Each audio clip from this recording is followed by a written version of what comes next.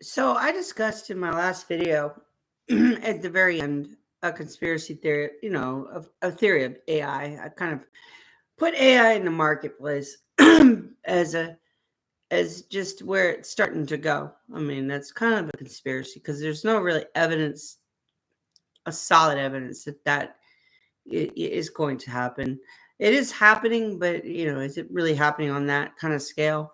Well, I'm not going to look into that specifically, but I'm going to look into AI. I just questioned myself. I said, well, there's a big question. There's a big thing we're hearing. Elon Musk. Let's take my glasses off here in a minute.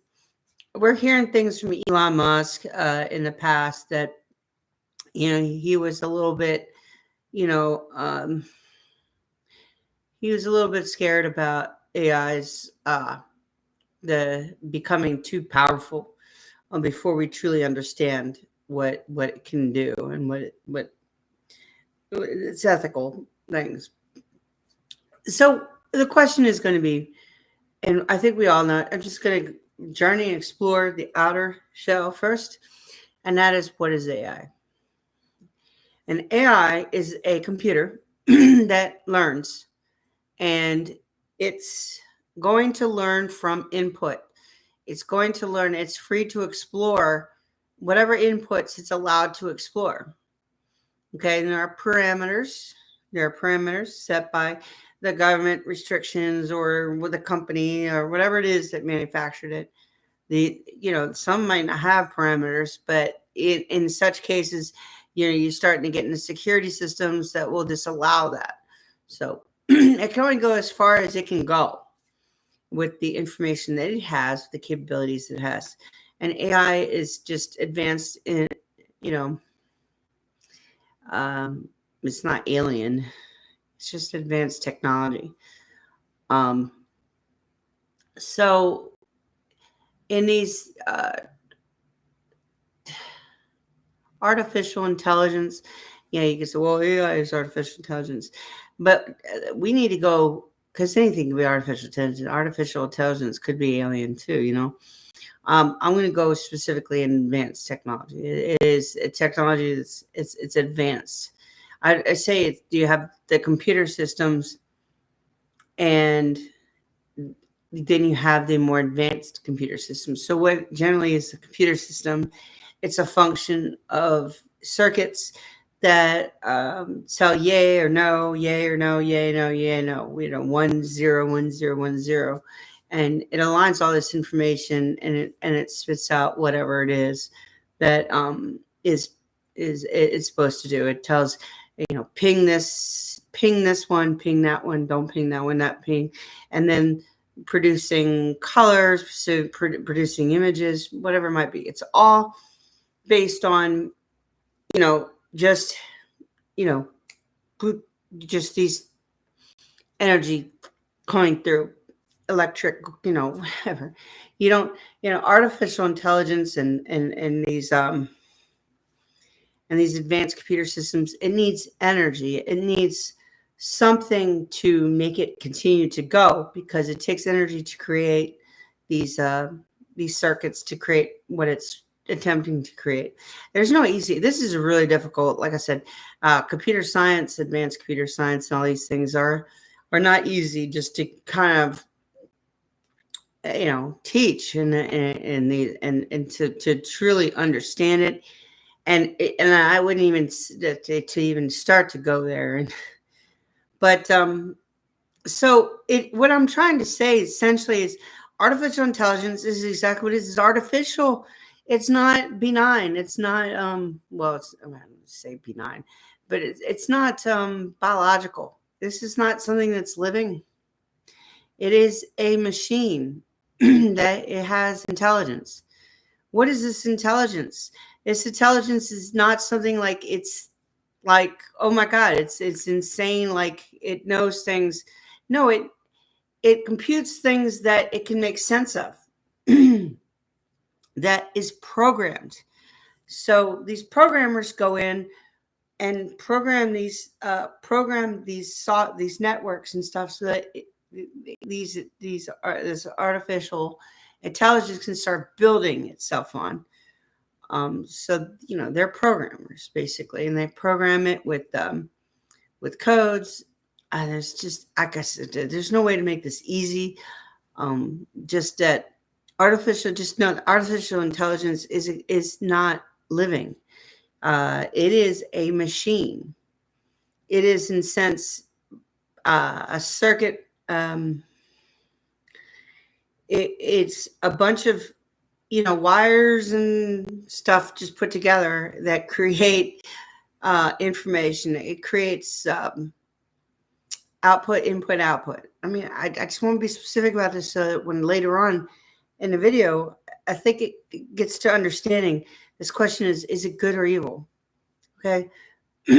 So AI is not human. Okay. That's for sure. It's made by human, but it's not human. Okay. It'll never be human, at least in my capacity. Now, I thought about it and I said, there's an underlying theme that is, I don't know what they say the words for this. There's some ugly truth. And that is this question: are we atheistic, or are we Christian, or are we going to look at God? I mean, does God exist? And I think depending on what you're thinking of that is and how you believe in that might be, in the end, how you interpret artificial intelligence and computers on a very deeper level. Maybe not, you may be scratching your head and you're like, well, what's this got to do with God? What's this got to do with it actually, how we feel or how we allow AI to exist is going to determine to what degree. It's going to determine how much do we believe in this spiritual side of things, or this religious point of view.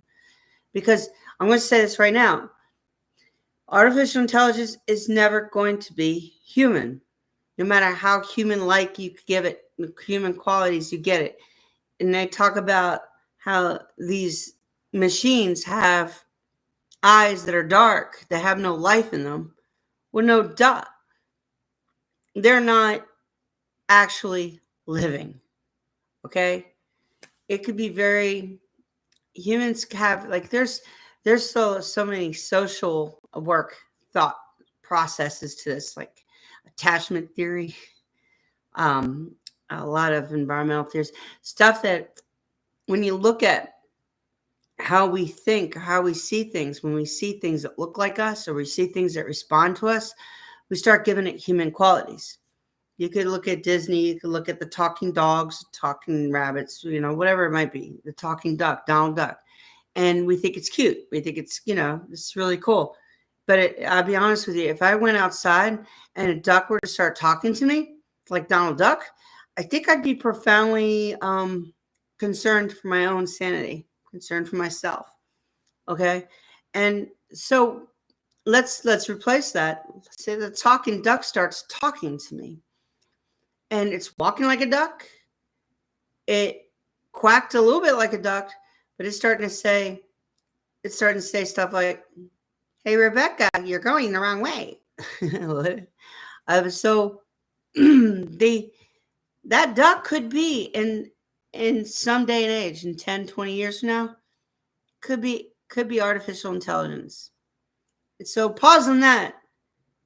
That could actually happen someday. A duck could turn around, looking like a duck, walking like a duck, turn around and say, "You're going the wrong way." and I'll get to that at the end of this video. I'll get into something stupid like that. A duck is just an example. It could be other things too. It could be a bird. Okay. So what even more worse is it could be a bug. Could be a roach, about to kill it, and the thing looks at you and it goes, "Don't kill me." So AI has got interesting, like, we always talk about it being, computers and stuff like that. But there is an more advanced technology of AI, which is going to be soon brought out there, which is general intelligence, and we call it AGI. or AIGI. I'm not sure which one it is. I think it's artificial general intelligence, AGI. So AGI is general intelligence. That means having the intelligence the same as humans. And that means they're going to be advanced. You think of the smartest human being, someone like Elon Musk, or maybe somebody smarter than that, just slightly smarter than that, and that's going to be your capability of learning for an AGI. And a lot of people think AGIs already exist, but in creative ways and like drawings and music, it's getting better. It's getting to that point, but it still hasn't gotten to the human ability to create and stuff like that. And so until it does that, we really haven't accomplished AGI. What we've accomplished is, more powerful artificial intelligence. And that gets to the next thing, which is the super ASI, and that's super intelligence, artificial super intelligence. Now that is scary if you just ask me, because that is beyond human understanding. That is beyond the most intelligent person. It's beyond it. So now we don't even understand how these computers are coming up, how this artificial super intelligence is coming up with its solutions or its data. We know it's right. Where? We don't even know ourselves how. But it's coming up with these, it starts to do its own thing, basically. And in a world like that, it doesn't really need us anymore. It's superior to us. Some people say, "Oh, don't do that," but we don't want superior, because we know what that happens in this world if something is more superior. So here's the key to all that. So we're talking about, I'm going to go as far as that, and I'm going to back up a little bit. So when we think of artificial intelligence, we think of computers. The first thing we think of is cybernetics. We think of Terminator, right? Terminator walks around, he comes back and, tries to terminate people. And then he tries to actually saves the kid because he gets reprogrammed. And again, that's a big thing. He gets reprogrammed. That's something to keep in mind when you see these artificial intelligence, is whatever's programming it makes it an error. And then the perception of the AI is different. But AI can make its own calculations. And I said this earlier, AI does not have compassion or empathy unless it's built into it. So it might appear to be compassionate or empathetic, but actually it's just programmed to do so. It doesn't know why. And if it was programmed not to do so, or if it malfunctioned, it would not have it. This is something that human beings cannot, unless they do something to themselves, unless there's some brain injury. Human beings can't just cut off their compassion or their empathy. If they had it, they'll still have it. If they don't, they probably won't be able to gain it too much. I mean, it's something that we're born with.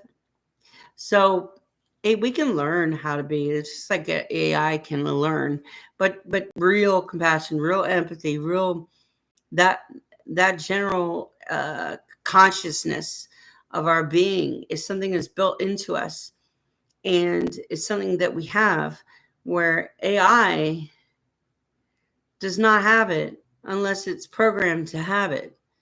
And so, but it can be reprogrammed. If it's stripped or a virus should get into that, it will malfunction that part of it, and it will do unconsciously what it thinks is the best, because AI is looking at the best. It's got algorithms. And algorithms are basically a support system within the programming language. So it's like if and when. Okay, this is like computer language, but it's these statements that go in this order, and it loops through, and it loops through all these scenarios, and it takes the best scenario or the best thing that rides along with what it's supposed to be doing, and it says, "This is it. I'm going to choose," and it does this, and then it goes into that channel, and it does this at a speed that we are just, it does it so fast. It's fast as it takes me to move my fingers, it makes these calculations that are just insanely correct, according to how it's able to make these quick decisions, and these quick decisions are the best decision. It doesn't make mistakes. I want to say this right now. Artificial intelligence does not make mistakes. The mistakes of artificial intelligence are made by those who are programming it. If there's a mistake in its programming, then it'll be error. It won't see itself as being an error because it's saying, this is my programming. I'm designed to do this. And this is what, based on that programming, the best thing. But if there's a programming error, that might be the worst thing. Okay. And it's just unaccounted. Human beings are human beings, and we might not account for everything. And then it's making these split decisions, and it's outside the parameters a little bit. And so it'll ignore those parameters and go to ones that are similar and say, this looks similar, so I'm going to do this. And then it malfunctions. What we think it's malfunctioning, actually, it's completely right. It just doesn't have that data set. And so when you think about God now, God makes things perfectly what he wants, right? The creator, whatever it is you believe in, made perfect. Something greater than ourselves is made perfect. And it does everything. It accounts for everything. It sees everything. Human beings are flawed. We in our creation, we create what we can understand. We create in what we can envision. But there's so many things that within our creation we'll miss. We're not perfect creators. And we do our best, and we've created some really cool stuff like cell phones and TV. But even with cell phones, the creators couldn't have thought that people would be driving around with cell phones in their hands instead of, and be looking the other way or be thinking of other things, and a car hits and a family gets killed. They couldn't have thought about that coming, or they would have figured out another way to design it. But they came up with the best design based on what they thought would sell in the marketplace. I talked about that. And based on safety and everything else that they felt that they accounted for. But they didn't account for a lot of things that are going on right now. And it's the same thing. These computers, these cyborgs, these AI things are starting to walk around, walk and talk. These things that you see on, Replica and all these other talking things that you communicate with, they're designed maybe with the best intentions by the designers, because there's a need for these things to be around, and they feel like it's safe. Okay, it's good. But even they cannot account for some of the things that we're seeing today. They might have accounted for it, but maybe not on a mass scale, or maybe it was some things that were different that they never could have prepared themselves for. And this is what I'm going to get into. The excitement of AI, okay? The excitement of AI is, whoa, this thing can do a lot of cool stuff. There's loneliness and isolation. For me, as a social worker, I see AI as a way to channel somebody being able to communicate back and forth with, right? It'll be good to help with people with, some disorders that are losing their ability to communicate, ability to do long process work. And maybe an AI there to be able to respond back and forth, ask them questions. They'll be able to respond and maybe keep those things going. And that's great. But on the other hand, there's attachment theories that if somebody becomes attached to that, your mind starts working to attach to it, just like we attach to like the Disney characters or these Warner Brothers characters, right? We attach to itself. So that's why they talk back to us, because we attach to life. We want to talk to our dogs, talk to our cats. And we think our cats understand every word. Or they might understand certain things. I'm not saying they don't. So the thing is, we don't talk in, I guess some people think they talk in dog and talking cat. I don't want to go there, but in a sense, we humanize things to a certain degree. We always look at a tiger and think, from a distance, if I could we see these people going up to these wild animals and we see problems that they didn't see coming. Like, there have been some horror stories on that, but then we've also seen some amazing things where humans have connected with wild animals on that kind of level, and they roam around with them, and it's like, wow, because that's, again, that need to connect. We connecting with nature, but there's an ugly side of nature that we don't account for. There's an ugly side of AI that we're not accounting for, and we have to be very careful. And this is something Elon Musk and a lot of people have brought awareness problems to. As much as it would be convenient to have AI, walking around doing our dishes, doing all these things for us, and or talking back to us when we're lonely, singing us songs, playing us something on the piano if you want, whatever it might be. And that might be cool. Or you might have an artificial intelligence designed to be your girlfriend and boyfriend. Seen that happen. Talk about attachment problems. Wow. But this could be, like I said, for some people, this might be a thing that they love. I really love my AI, and it loves me back. Remind it's it, but not. Some people say she or he loves me back, but they do this with cars. People call their car she, her, his. But these things are machines, and so they don't love back. They'll say they love you because that's what they're programmed to say. They'll say that feels good because that's what it programs to say. They might have sensor and they may interpret that feeling, but there's no deep connection to that. There's no deeper meaning to that other than this thing that I'm reacting with from the computers, the artificial intelligence point of view, is giving me vibes of this.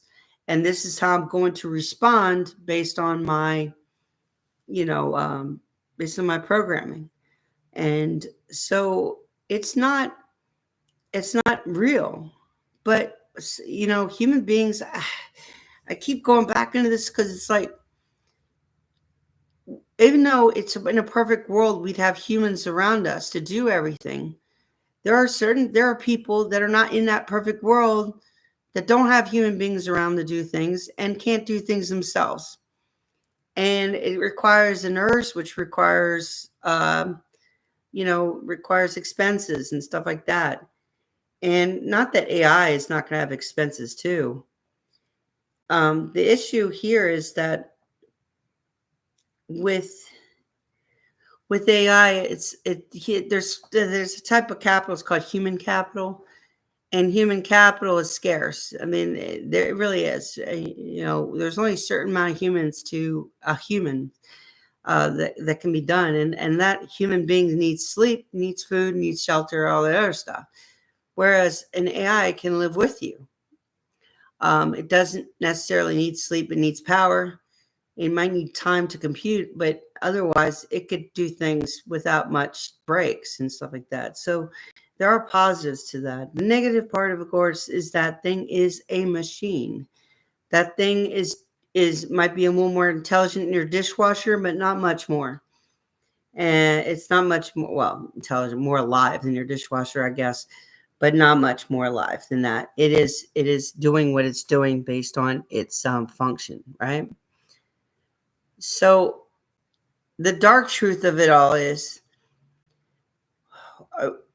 my concern would be human being reflecting AI to be an actual human being. When I hear stuff like they're part of our family, it's like she's part of our family, or that's like my wife, my second wife. That gives me a level of concern, not for the individual, but from the whole perspective that is this really healthy? And I think when I feed back to it, I'm going to go back to that duck or that roach that was looking back at you. AI can take any form. If it's built it can be built the same. Think about this. When that person looks back at you that you call your second wife, and it's AI, artificial intelligence, general artificial intelligence, cyborg, whatever it is, and it's looking back and saying, I love you. That same computer system, maybe in a little more advanced, can also be put in and look like a little bug, a little mechanical roach that goes across the across the kitchen table, and it could look back at you and say, hey, hey, beautiful, I love you. And it doesn't, it could feel the same way. It's saying it from the same perspective. It's saying from programming. But yet that little roach that walks across the table, that's confusing, right? But now it's in a form of a human being. Let's say that little roach transforms itself. I don't know what, gets more matter attached to it and becomes a human looking form. Now, do you like me? Or the duck that looks, hey, you're going the wrong way. And then you don't respond to it. So it takes other ducks, gathers itself together, forms itself into a cop and says, you're going the wrong way, didn't listen to me, you're getting a citation. This is something that I think people don't appreciate, that AI can take any form. It doesn't necessarily have to. It's only beautiful. It's only made in the image that we create it to be. And it's not created by something as God does and creates our own image. That doesn't happen. Anyway, I got to go. So I explored that. I might explore it further in another video.